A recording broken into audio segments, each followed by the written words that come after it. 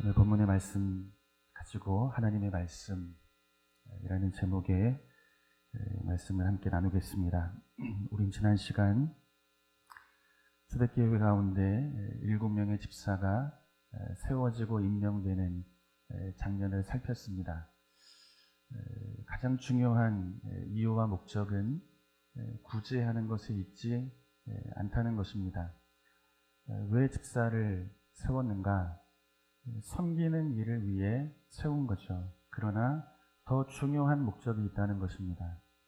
교회가 가장 앞에 두어야 할 목적, 하나님 말씀 전하는 일에 진력하기 위해. 그래서 초대교회는 7명의 집사들을 세우게 된 것입니다.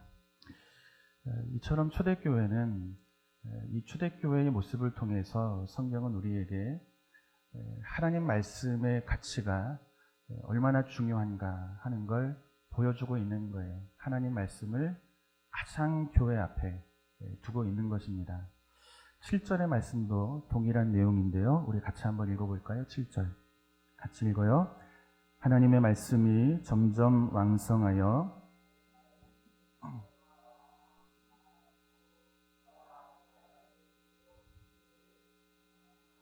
아멘. 예루살렘의 제자들의 수가 점점 많아지고 있는 거죠. 큰 부흥이 일어나고 있는 거예요. 그런데 이 부흥이, 이 성장이 어디에서 시작이 됩니까? 하나님의 말씀이 왕성하여짐에, 이렇게 말씀하고 있는 거예요. 여러분, 교회의 부흥은 말씀 위에 이루어져야 할 줄로 믿습니다. 말씀 위에서 교회는 성장하고 말씀을 통해서 우리의 신앙이 자라가야 하는 거예요. 그냥 오랜 세월이 지나면 그렇게 자라가는 것이 우리의 신앙이 아니라는 것입니다. 여러분, 말씀의 터 위에서 우리의 신앙이 자라고 교회는 부흥케 되고 예수 믿는 많은 자들이 교회 안으로 들어오는 놀라운 부흥의 역사가 있기를 주님의 이름으로 축원합니다. 이처럼 교회의 근간은 결국 하나님 말씀이라. 그래서 성경이 우리에게 말씀하죠. 하나님 말씀이 왕성하여지자 제자의 수가 많아졌다는 거예요. 하나님 말씀이 그만큼 중요한 거죠. 사랑도 중요합니다. 그죠? 구제하는 일, 교회가 빼먹어서는 안 되는 중요한 일입니다. 그러나 사람 간의 사랑과 구제와 섬김의 터 위에 교회는 세워질 수 없는 거예요. 하나님 말씀이 교회의 근간이 되어야 한다는 것입니다. 아마도 예수를 믿지 않는 사람들, 또 교회 안에 들어왔지만 예수 그리스도를 인격적으로 만나지 못한 분들이 계시면 아마 이런 이야기는 상당히 크게 부딪히는 말씀이 될 거예요. 이분들이 생각하는 교회의 가장 중요한 가치는 사랑에 있고 구제하는 것에 있고 섬기는 것에 있다고 생각하기 때문이죠. 그러나 성경은 한결같이 분명하게 우리에게 증언하고 있는 것입니다. 우리가 하나님의 말씀 전하는 일을 제쳐두고 구제하는 일에 열심을 내는 것은 마땅하지 아니하니라. 하나님 말씀을 제쳐두고 접대를 일삼는 것은 마땅하지 아니하니라. 하나님 말씀이 중요하다는 거예요. 교회는 말씀이 왕성해지자 교회는 성장하더라는 거예요. 그만큼 하나님 말씀이 교회의 가장 중요한 가치이며 근간이 되고 있다는 것입니다. 그렇다면 초대교회를 왕성케 했던 이 하나님의 말씀이라는 것은 도대체 무엇을 의미하는가? 우리가 한 3가지 정도를 가지고 이 부분을 묵상해 보려고 합니다. 첫 번째는 사람의 생각과 지혜로 만들어낸 창작물이 아니라는 것입니다. 하나님의 말씀은 사람의 지혜를 가지고 만들어낸 그런 이야기가 아니라는 것입니다. 성경이 증언하지만 사도들은 학문이 없는 범인에 불과하다. 성경이 이렇게 말씀하고 있잖아요. 머리를 써서 일하며 살던 사람들이 아니고 몸을 써서 일하고 살아가던 평범한 노동자들이 당시의 사도들이었다고 말씀하고 있는 거예요. 학문이 없는 사람, 지혜와 지식이 부족한 사람. 그런데 이들의 입술을 통해서 무엇이 드러납니까? 하나님의 말씀의 능력이 드러나는 거예요. 사람들이 깜짝 놀라죠. 말씀에 능통했던 종교 지도자들이 사도들, 학문 없는 범인들의 입에서 나오는 지혜 있는 하나님 말씀을 듣고 깜짝 놀라는 거예요. 그러니 그 말씀, 종교 지도자들을 깜짝 놀라게 했던 그 하나님의 말씀이 몸을 써서 일하는 학문 없는 평범한 범인, 그런 사도들을 통해서 그들의 지혜를 통해서 만들어졌겠느냐. 그럴 수 없다는 거죠. 오는 거예요. 하나님의 말씀은 나에게서 출발하지 않고 하늘로부터 출발한다는 것을 말씀하고 있는 거죠.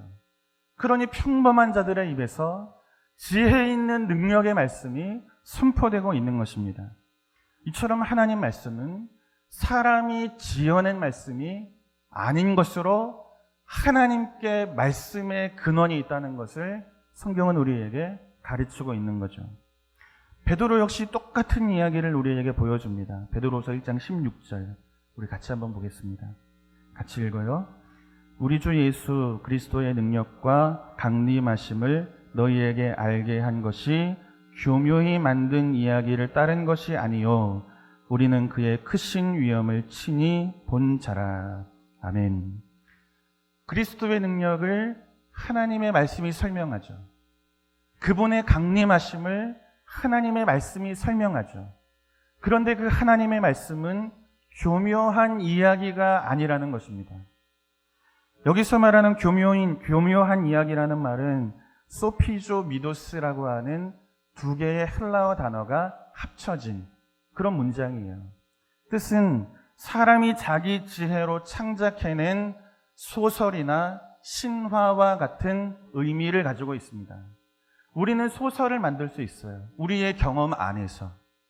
우리는 신화를 만들어낼 수 있어요. 우리의 상상력을 동원해서. 그러나 무엇은 만들어낼 수 없습니까? 하나님의 말씀은 만들어낼 수 없다는 거예요. 예수 그리스도의 강림하심과 그분의 능력과 그분의 위대하심을 우리에게 가르치는 하나님의 말씀은 인간이 교묘한 방식으로 만들어낼 수 있는 이야기가 아니라는 것입니다. 그러니 하나님 말씀은 어디에서 옵니까? 하나님으로부터 오는 것인 줄로 믿습니다. 베드로가 이것을 우리에게 가르치고 있는 거예요. 바울도 이것을 우리에게 설명합니다. 고린도전서 1장 21절을 같이 한번 보겠습니다. 같이 봐요. 하나님의 지혜에 있어서는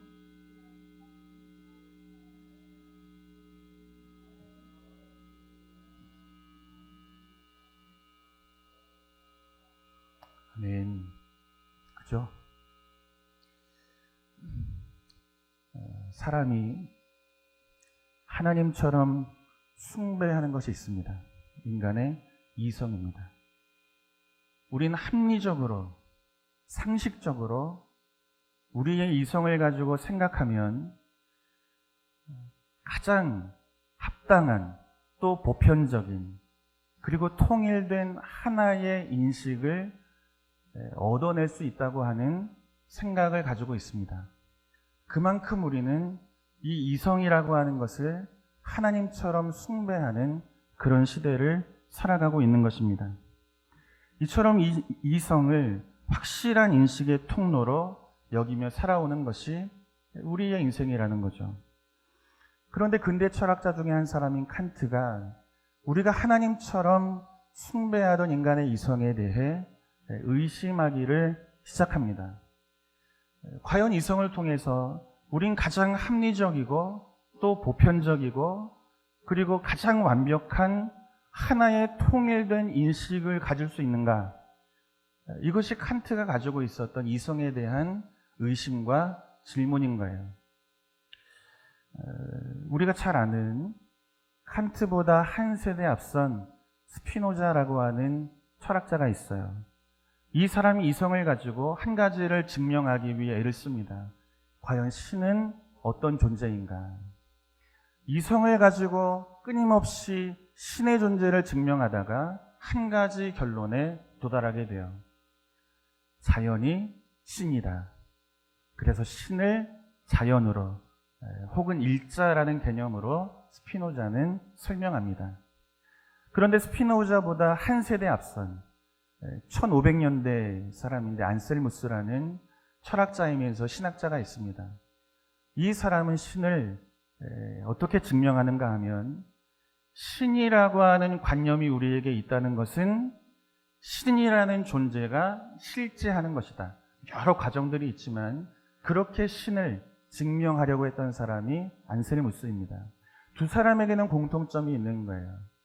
이성이라고 하는 인식의 통로를 통해서 신이 누구인지를 증명하고자 애를 썼던 공통점을 가지고 있는 거죠.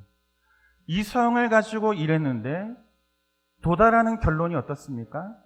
다른 거죠. 우리는 이성을 하나님처럼 신뢰하는 거예요. 이성을 잘 활용하면 가장 합리적이고 보편적이고 완벽하고 그리고 통일된 하나의 인식, 그 진리에 이를 수 있다고 하는 믿음과 신념을 가지고 살았는데 이 이성을 통해서 신이 누구인가를 증명하고자 하자 여러 가지의 결론에 이르게 되는 거죠. 칸트가 의심하는 거예요. 과연 우리의 인식의 통로로 여겨지는 이 이성이라고 하는 것이 바른 것인가? 하나의 통일된 인식을 만들어낼 수 있는 그런 도구가 될 수 있는가? 그래서 칸트는 이성을 재판대 위에 올려놓습니다. 네가 과연 그런 능력이 있는지 판단하겠다는 거죠. 이 내용을 기록한 책이 순수 이성 비판이라고 하는 책이에요. 그래서 칸트는 이성을 재판대 위에 올려두고 한 가지 결론에 이르게 됩니다. 이성을 통해서 인식할 수 있는 세계는 형이 하악의 세계라는 거예요. 손에 잡히는 것, 눈으로 볼 수 있는 것. 이것은 우리의 인식을 통해서, 이성을 통해서 인식할 수 있다는 거죠. 그런데 무엇은 안 된다는 거예요? 형이 상악의 세계, 이데아의 세계, 영원한 세계, 신에 대한 존재, 이것에 대해서는 확실한 인식을 가져올 수 없다는 거죠. 그래서 이성이 가지고 있는 능력의 범위를 한정시켜 놓습니다. 이게 칸트가 한 굉장히 중요한 일인 거예요. 그래서 철학자들은 학문을 통해서 종교의 영역을 남겨놓은 사람, 그 사람을 칸트로 설명하곤 합니다. 형이 상악의 세계를 두는 거죠. 우리 이성으로 이해할 수 없는. 그러니 무엇으로 이해됩니까? 믿음으로만 이해되어지는 세계. 하나님이 누구신지, 하나님의 나라는 어떤 곳인지, 하나님이 우리에게 주시는 영원한 생명이라는 것은 무엇인지, 아무리 우리가 이성을 가지고 알려고 애를 써도 정확한 인식에 이를 수 없다는 것입니다. 결국 믿음을 통해서만 하나님 나라, 그 나라에서 주어지는 영원한 생명을 우리는 알게 된다는 것입니다. 그래서 뭐 해야 됩니까? 기도해야 하는 거예요. 기도. 오랜 세월 교회를 다녀도 예수가 믿어지지 않는다면 기도하셔야 되는 거예요. 우리의 이성을 가지고 하나님이 누구신지를 찾으려 하고 또 찾으려 해도 우리의 이성을 통해서는 하나님이 누구신지를 정확히 알 수가 없는 거예요. 무엇으로 압니까? 믿음으로만 그분이 누구신지를 우리는 알게 되는 것입니다. 그래서 기독교 신앙은 이성에서 출발하지 않아요. 이해하는 것으로 출발하지 않아요.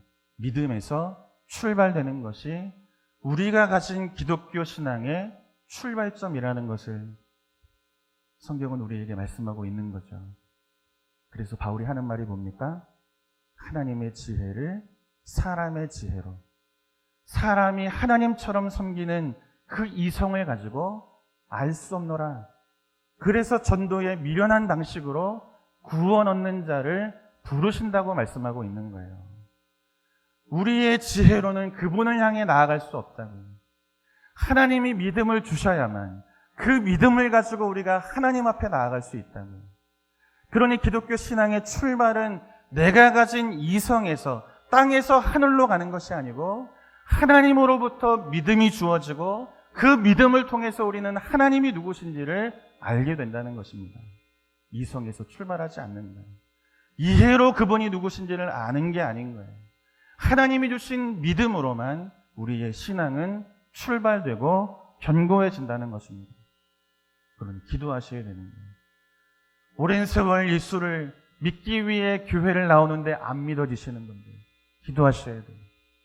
하나님, 제게도 믿음을 주셔서 내 눈으로 보지 못하는 것, 믿음의 눈으로 볼 수 있도록, 주의 나라가 무엇인지를 알 수 있도록, 그 영원한 복이 무엇인지를 내 영혼이 깊이 알고 그 큰 기쁨을 함께 누리며 살아갈 수 있도록 하나님, 내게도 믿음을 주십시오. 이 기도를 드려야 하는 거예요. 그렇다면 믿음으로 하나님을 알고 하나님의 나라가 무엇인지를 알게 될 때, 그때 그 믿음은 우리를 어떻게 변화시키는가, 우리를. 따라서 한번 해보겠습니다. 담대한 자로 살게 한다. 여러분, 믿음은 성도를 담대한 자로 살게 합니다. 담대한 자로. 산헤드린 공회에서 사도들을 위협하죠. 더 이상 예수의 이름으로 가르치지 말라는 거예요. 여러분, 이들이 얼마나 큰 힘을 가지고 있습니까? 사람을 죽일 수 있는 힘이 이들에게 있는 거예요. 예수를 죽인 자들이 산헤드린 공회원들이라는 거죠. 그 막강한 힘을 가지고 감옥에 가두고 사도들을 위협하고 있는 거예요. 죽이겠다는 거죠. 더 이상 예수의 이름으로 말하지 말라는 거예요. 그런데 평범한 범인입니다. 학문 없는 자들입니다. 그런데 무엇을 가지고 있어요? 믿음을 가지고 있는 거예요. 그 믿음으로 무엇을 봅니까? 산헤드린 공회가 그 힘으로 나를 죽인다 할지라도 그 죽음으로 내 인생이 끝나는 것이 아니라 믿음으로 보게 하신, 부활하게 하시는 그 부활의 영광 속에 주어지는 하나님 나라가 무엇인지를 믿음을 가지고 보게 되니 이들이 담대해지는 거죠. 판단하라는 거예요. 하나님 앞에서 너희 말을 듣는 것이 옳은가, 하나님 말씀을 듣는 것이 옳은가. 여러분, 믿음은 성도를 담대하게 하는 줄로 믿습니다. 사도들이 그 길을 걸어가고 있는 거예요. 판단하라. 이처럼 믿음은 성도를 담대한 자로 오늘을 살게 합니다. 이것을 잘 보여주는 말씀이 또 있어요. 히브리서 11장 36절에서 40절 말씀입니다. 우리 한 절씩 읽겠습니다. 또 어떤 이들은 조롱과 채찍질 뿐 아니라 결박과 옥에 갇히는 시련도 받았으며,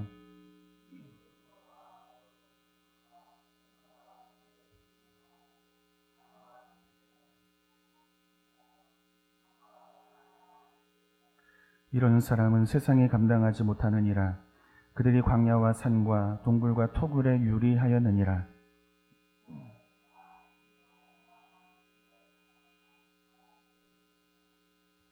같이 봅니다. 이는 하나님이 우리를 위하여 더 좋은 것을 예비하셨은즉 우리가 아니면. 아멘. 무엇을 봅니까? 무엇으로 봅니까? 믿음으로 봅니다. 믿음으로 무엇을 봅니까? 우리 눈으로 볼 수 없는 것. 예수 믿는 믿음의 사람에게 예비하신 더 좋은 것, 하나님 나라, 영원한 것을 우리 앞선 믿음의 선진들은 그 믿음을 가지고 보았다는 거죠.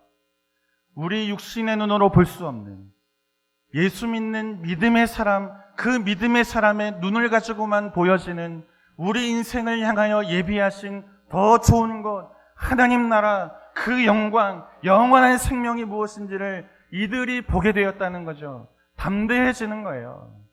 때로는 환난을 당합니다. 채찍에 맞습니다. 때리라는 거예요? 맞겠다는 거예요? 감옥에 가둡니다. 가두라는 거예요? 갇히겠다는 거예요? 괜찮다는 거예요? 때로는 궁핍하게 사는 거예요. 집도 없이 요리하고 방황하며 살아가는 거예요. 삶이 곤고한 거예요. 예수 안 믿으면 되는 거잖아요. 그러면 이전의 삶으로 돌아가는 거잖아요. 환난이 물러가는 거잖아요. 그러나 예수를 안 놓는 거예요. 예수를 놓지 않고 환난과 고난을 자기 인생 안에 짊어지고 살아가는 거죠. 죽이라는 거예요? 죽겠다는 거예요? 담대하죠. 담대하죠. 무엇이 이들을 담대하게 합니까? 믿음이 담대하게 하는 줄로 믿습니다. 믿음으로 본 것이 있는 거예요. 더 좋은 것. 이 땅에 있는 것과 비교되지 않는 더 좋은 것, 하나님 나라를 보는 거예요. 우리 손에 들려져 있는 그 어떤 것보다 더 가치 있는 것, 이따가 없어지는 것을 놓고 싸우며 살아가는 이 시대 속에서 영원한 것이 무엇인지를 알자 이들은 모든 것을 놓고 살아가는 거예요. 그래, 가져가라, 빼앗기겠다는 거예요. 그것이 물질이든 생명이든 다 내려놓겠다는 거예요. 내가 본 것이 있다는 거죠. 믿음의 눈으로. 더 좋은 것, 하나님 나라, 그 생명이 무엇인지를 내가 알게 되었다는 거예요. 담대하죠. 성경이 이들을 무엇이라 말합니까? 세상이 감당할 수 없는 사람이라. 죽음이 이들을 감당할 수 없는 사람이라. 그 어떤 세상도 그 어떤 힘도 이들을 이길 수 없노라. 이렇게 믿음의 사람은 담대하게 오늘을 살아가게 된다는 것입니다. 그런데 여러분, 문제는 어디에 있습니까? 우린 알아요. 그리고 믿어요. 그런데 담대함이 없다는 것이 안타깝다는 거죠. 우리도 알아요, 주의 말씀. 그리고 믿어요. 믿음으로 본 것이 있어요. 그런데 담대함을 잃어버리고 오늘을 살아가는 거예요. 작은 시련과 고난 앞에 주눅들고 낙심하고 좌절하며 살아가는 거예요. 그것이 믿음을 가졌지만 오늘 저와 여러분의 현실인 거예요. 무엇이 문제인가? 하나님의 말씀을 사건과 현상으로 읽는 거예요. 하나님의 말씀을, 성경을 사건과 현상으로 읽어내기 때문에 우리는 믿음이 있으나 나약한 자로 살아갈 수밖에 없는 거예요. 여러분, 하나님의 말씀은 사건과 현상이 아니라 그 속에 하나님의 메시지가 담겨 있습니다.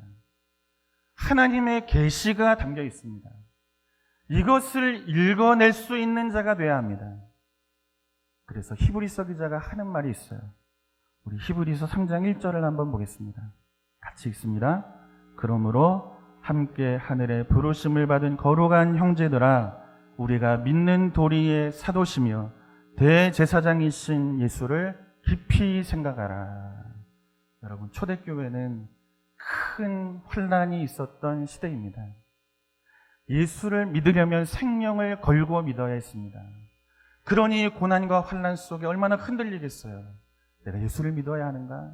아니면 돌아가야 하는가? 수많은 사람들이 다시 유대교로 돌아가는 일들이 있었다고 성경이 말씀하죠. 그만큼 고난이 극에 달했던 시대가 초대교회 시대입니다.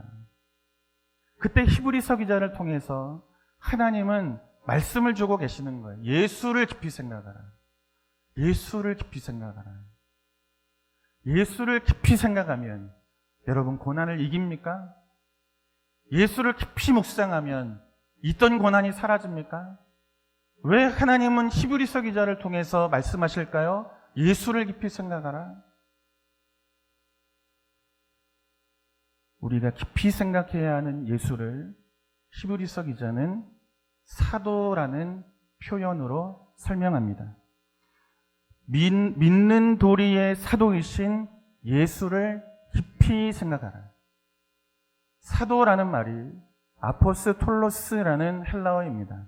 왕의 뜻을 전달하는 사신이라는 뜻을 가지고 있어요. 그러니까 예수 그리스도가 무엇을 드러내는 분이십니까? 하나님의 뜻을 드러내시는 분이죠. 하나님의 말씀을 드러내시는 분이죠. 하나님의 계시를 드러내시는 분이죠. 그분을 보내셨다는 것은 예수 그리스도의 생애를 통해서 하나님이 누구시며 그분의 뜻이 무엇인지를 보여주시겠다고 말씀하고 계시는 거예요. 그러니까 예수 그리스도 그분의 생애, 그 생애 속에 담겨있는 수많은 사건과 기적과 현상은 그 자체로 하나님의 메시지요, 계시요, 말씀이라는 거예요.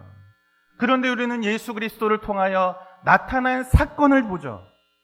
그 사건 속에 이루어진 현상에 집중하죠. 예수님이 고쳤대. 사건으로 예수를 보는 거예요. 사건으로 하나님의 말씀을 이해하는 거죠. 그러니 우리의 기도는 고쳐달라는 거죠. 안 고쳐져요. 우리는 읽었고 그 말씀은 우리에게 한 중요한 사건을 보여주는데 예수가 고쳤다는 거예요. 그런데 안 고쳐져요. 우리는 의심하죠. 과연 예수가 살아계신 분이고 능력이 있으신 분인가? 성경은 하나님의 말씀이 아니고 인간이 교묘히 만들어낸 이야기가 아닌가? 왜 내 인생 안에는 일어났던 사건이 일어나지 않는가? 여러분, 사건으로 성경을 읽으면 우리는 우리 인생 가운데 담대하게 살아갈 수가 없습니다. 죽음을 이기며 살았던 초대교회 성도들처럼 이 담대함이 우리는 가지고 살아갈 수가 없다는 거예요. 사건이 보여주고 있는 하나님의 말씀, 그 현상 속에 그 자체로 드러나고 있는 하나님의 계시가 무엇인지를 읽어낼 수 있어야 한다는 거예요. 그래서 말씀하는 거예요. 예수를 깊이 생각하라. 깊이.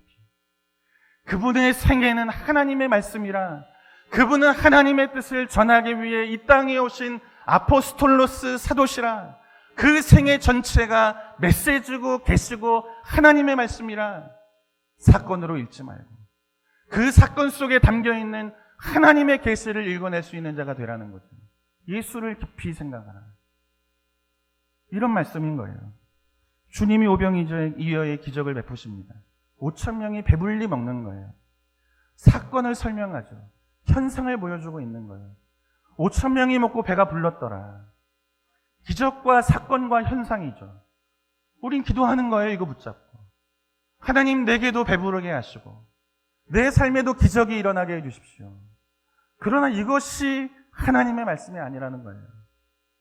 오늘 우리가 먹는 떡은 시간이 지나면 또다시 줄이게 하는 떡이라는 거예요. 이 떡을 붙들고 살아왔던 우리의 인생이 얼마나 허무하고 허망한 인생이었는지를 말씀하고 계시는 거죠.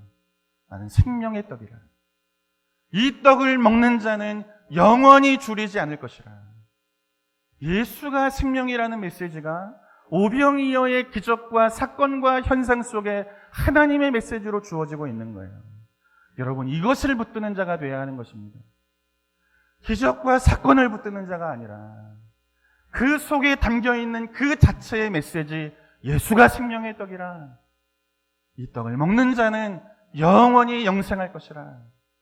이 말씀, 이 메시지, 이 계시를 붙들고 살아갈 때 우린 담대하게 살아갈 수 있는 거예요. 중풍병자를 고치십니다. 사건이죠. 나음을 입었습니다. 사건이 만들어낸 현상이죠. 이거 붙들지 말라는 거예요. 이어서 주시는 말씀이 뭐예요? 죄 사함을 받아라. 우리는 죽음과 사망에 이르게 하는 죄라고 하는 질병, 이 극심한 질병에 묶여있는 인생이라는 거죠. 가르치는 거예요. 병을 고치는 것으로 끝나지 않고 일으켜 세우시고 예수가 이 땅에 왜 오셨는지 말씀해주고 있는 거예요. 너희의 죽음의 질병, 너희를 사망으로 이끌어가는 죄의 질병으로부터 너희를 구원하시는 메시아 예수가 너희 가운데 왔다는 것을 이 기적의 사건과 현상이 우리에게 메시지로 다가와 있는 거죠. 이걸 보는 거예요. 이걸 읽어낼 수 있는 성도가 되기를 이 아침 주님의 이름으로 축원합니다. 그래야 담대하게 우리가 오늘을 살아갈 수 있는 거죠. 죽은 나사로가 삽니다. 우린 기도하죠. 살려달라고. 다시 살았습니다. 그럼 안 죽습니까? 우린 늘 여기에 붙들려 살아가는 거예요. 죽은 자가 살아났더라. 살려주십니다. 그럼 안 죽습니까? 죽는 거예요. 그런데 그 사건을 통해서 하나님 우리에게 주시는 말씀이 있는 거예요. 나는 부활이요 생명이니 나를 믿는 자는 죽어도 살겠고 무릇 살아서 믿는 자는 영원히 죽지 않을 것이라. 예수 안에 있는 자의 운명이 죽음으로 끝나지 않는다는 것입니다. 죽은 나사로가 살아난 것처럼 우리도 죽지만 영원한 생명을 가진 자로 부활할 것이라는 하나님의 메시지가 나사로가 살아난 사건 속에 담겨 있다는 거죠. 이것을 읽는 자가 되라는 거예요. 죽음아 가라. 오려면 와라. 이 죽음을 이기는 권세가 내게 있도다. 무엇으로 압니까? 믿음으로 알죠. 우리 육신의 눈으로는 볼 수 없지만 주셔서 가진 그 믿음의 눈으로 우리가 보죠. 더 좋은 것. 날 위해 예비하신 주의 영원한 나라가 있다는 것, 사망도 뺏어갈 수 없고 죽음도 가져갈 수 없는 예수 안에 부활의 소망이 있다는 것을 우리에게 말씀하고 있는 거예요. 사건을 보지 마시고 기적과 현상을 보지 마시고 그 너머에 있는 하나님의 말씀을 읽어내는 자가 되기를 주님의 이름으로 축원합니다. 그래서 예수를 깊이 생각하라, 깊이 생각하라. 말씀 자체가 되시는 예수 그리스도를 깊이 묵상하고 또 묵상하라. 그분의 생애와 그분의 말씀이 그 자체로 하나님의 계시라. 이때 우리는 담대하게 살아가는 거예요. 담대하게. 이때 우리는 죽음도 이겨가는 이 능력을 가지고 오늘을 살아가게 되는 것입니다. 그래서 오늘 우리가 읽은 본문 바로 뒤에 이어지는 말씀을 보면 스데반 집사님에 대한 이야기를 소개하고 있는 거예요. 복음을 전하다가 순교의 길을 가십니다. 그런데 순교의 길 그 마지막 순간 그 입을 열어 한 말이 뭐죠? 비명이 아니고 기도였다는 거예요. 죽음이 끝이면, 믿음으로 본 것이 없으면, 이 땅이 전부라고 여기며 살았다면 그 죽음의 자리에서 비명이 튀어나오는 거죠. 하나님의 말씀이 아니라 사건에 붙들려 살았다면 왜 나는 구원해 주지 않습니까? 왜 바울과 실라는 감옥에서 꺼내시는데 왜 나는 이 칼 앞에 세워 오늘 죽는 길을 가게 하십니까? 원망하고 불평할 수밖에 없는 거죠. 그런데 본 것이 있는 거예요. 영원한 주의 나라. 죽음도 빼앗아갈 수 없는 능력이 스데반 집사님에게 있는 거죠. 마지막 남기는 말이 비명이 아니고 기도인 거예요. 주여 저들이 이것이 죄인 줄 알지 못합니다. 주님 저들의 죄를 용서하여 주시옵소서. 얼마나 담대합니까? 죽음 앞에서 비명을 외치고 살려달라고 외마디 외치는 자가 아니라 기도하는 거예요. 주여 저들을 용서하여 주십시오. 여러분, 이것이 믿음을 가진 자, 믿음으로 하나님의 말씀을 읽어내는 자, 믿음으로 영원한 주의 나라, 그 나라를 보는 자에게 주어진 힘이고 능력인 줄로 믿습니다. 여러분, 우리 말씀 한 곳을 보고 정리하겠습니다. 사무엘상 17장 34절에서 37절입니다. 다윗이 골리앗과 싸우러 가는 장면인데 뭘 들고 가는지를 보세요. 우리 같이 한번 한 절씩 읽습니다. 다윗이 사울에게 말하되 주의 종이 아버지의 양을 지킬 때에 사자나 곰이 와서 양떼에서 새끼를 물어가면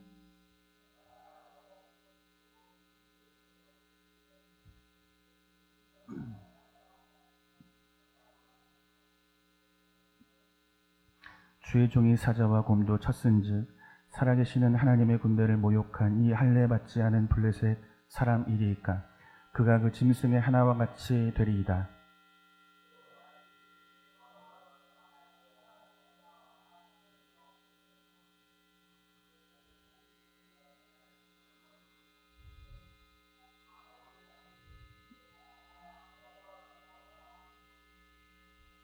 아멘. 뭘 가져갑니까? 좋은 무기 들고 가요? 골리앗과 한번 해볼 만한 그런 사람들을 모아서 군대를 끌고 갑니까? 믿음 가지고 갑니다. 사자와 곰의 발톱에서 내 양떼를 지키신 주가 할례 받지 못한 자 이 블레셋 사람의 손에서 나를 건지실 것이라 믿음 가지고 갑니다. 믿음으로 본 것이 있기 때문입니다. 하나님이 자기 백성을 어떻게 지키시고 돌보시는가. 그래서 다윗은 하나님을 믿는 믿음 가지고 골리앗 앞에 담대히 서는 자로 오늘 성경은 우리에게 그 모습을 보여주고 있는 줄로 믿습니다. 사랑하는 성도 여러분, 오늘 우리에게 이 믿음이 있기를 주님의 이름으로 축원합니다. 그래서 하나님의 말씀을 말씀으로 믿음 안에서 받아서 이제 한 해가 저물고 새로운 2026년을 맞이하는 이때 여러분, 이 믿음 있는 자의 능력을 가지고 담대히 새로운 한 해를 맞이하는 저와 여러분 될 수 있기를 주님의 이름으로 축원합니다.